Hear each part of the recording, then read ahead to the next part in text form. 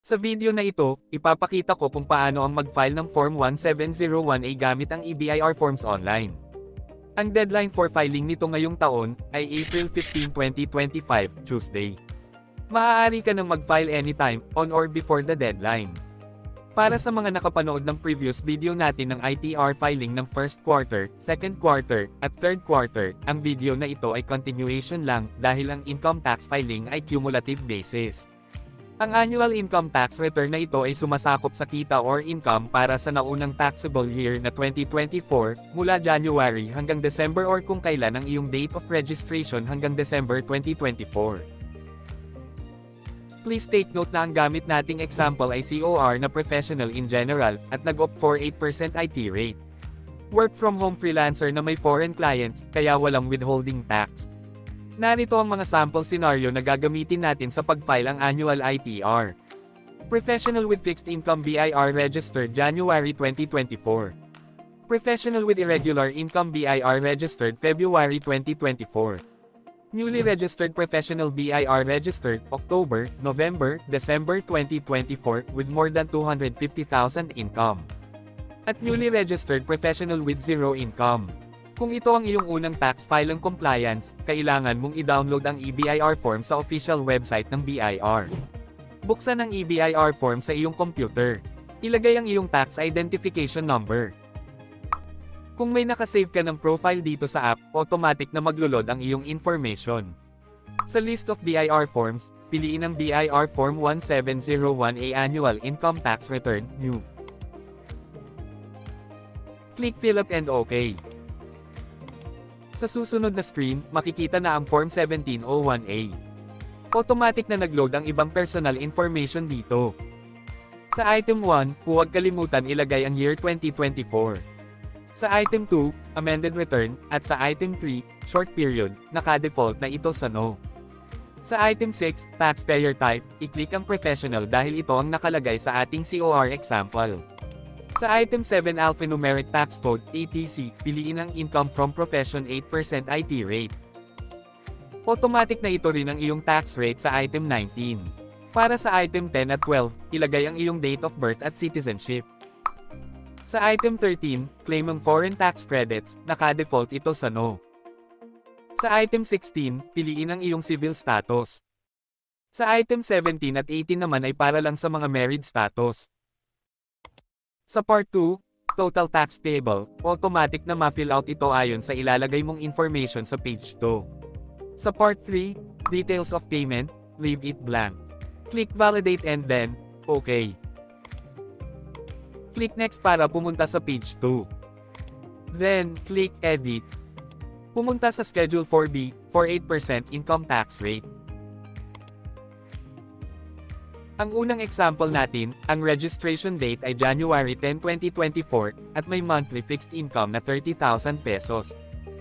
Kaya ang earnings mula January hanggang December 2024, na 360,000 ang ilalagay sa Item 47, Sales, Revenues, Receipts, Fees.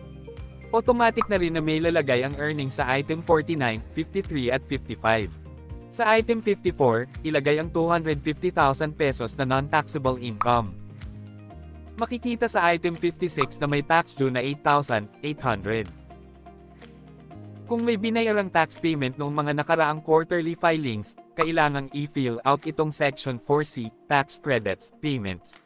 Sa example na ito, nakapagbayad na ng tax due ng 1,600 pesos noong third quarter, kaya sa Item 58, ilagay ang 1,600. Ang tax payment ng previous quarters ay ibabawas sa tax due na 8,800. Kaya ang babayaran na lamang sa BIR ay 7,200 pesos. That's it. Click Validate and then, OK. Click Save, para i-save ang form na ito offline. Click Print, kung nais mong mag-print ng hard copy, or i-save as PDF file ang form na ito sa iyong computer. Click Submit Final Copy para mai-submit na sa BIR ang Form 1701A. Para naman sa irregular income tulad nitong pangalawang example, ang registration date ay February 15, 2024. Kaya ang earnings mula February hanggang December 2024, na 155,000 pesos ang ilalagay sa Item 47. Automatic na rin na may lalagay ang earnings sa item 49, 53 at 55. Sa item 54, ilagay ang 250,000 pesos na non-taxable income. Sa item 56, makikita na zero ang tax due at walang babayaran sa BIR. Dahil walang binayaran na tax payments noong mga nakaraang quarters, walang ilalagay na data dito sa 4C tax credits payments. That's it. Mag-scroll down. Click validate and then, okay. Click save, para isave ang form na ito offline. Click print, kung nais mong mag-print ng hard copy, or isave as PDF file ang form na ito sa iyong computer. Click submit final copy para mai-submit na sa BIR ang Form 1701A. Para naman sa newly registered professional na nagparehistro sa BIR nitong 4th quarter, October, November or December 2024, ito ang iyong unang tax filing compliance. Ilagay ang total income na 260,000 pesos sa item 47. Automatic na rin na may lalagay ang earnings sa item 49, 53 at 55. Sa item 54, ilagay ang 250,000 pesos na non-taxable income. Sa item 56, makikita na 800 ang tax due na babayaran sa BIR. Ang 800 na ito ay ang 8% amount ng 10,000 taxable income. Dahil walang binayaran na tax payments noong mga nakaraang quarters, walang ilalagay na data dito sa 4C tax credits payments. That's it. Mag-scroll down. Click validate and then, okay. Click save, para isave ang form na ito offline.